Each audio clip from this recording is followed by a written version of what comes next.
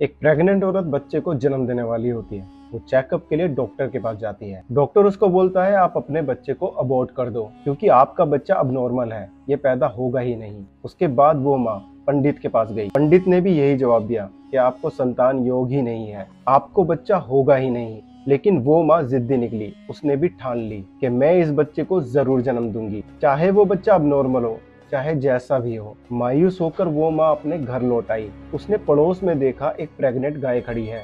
वो उनके पास गई और उनसे मन में कहा, हे गौ माँ, आप भी प्रेग्नेंट है, मैं भी प्रेग्नेंट हूँ, लेकिन मेरा बच्चा तो होगा ही नहीं। ये चीज कह के वो उस गाय माता को रोज रोटी खिलाने लगी। कुछ टाइम बाद अगस्त 29 केरला के हिसाब से इस दिन कृष्ण जन्माष्टमी थी और इस दिन वो बच्चा पैदा हुआ और वो बच्चा बिल्कुल फिट एंड फाइन पैदा हुआ।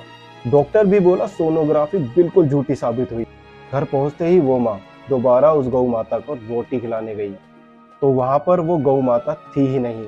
उन्होंने मालिक से पूछा कि वो गाय कहाँ गई, तो उसने जवाब दिया कि उस गाय को तो हमने बेच दिया। माँ ने बोला कि वो गाय तो प्रेग्नेंट थी, तो उसने जवाब दिया कि हाँ वो गाय तो प्रेग्नेंट थी और उसका बच्चा अब नॉर्मल पैदा हुआ।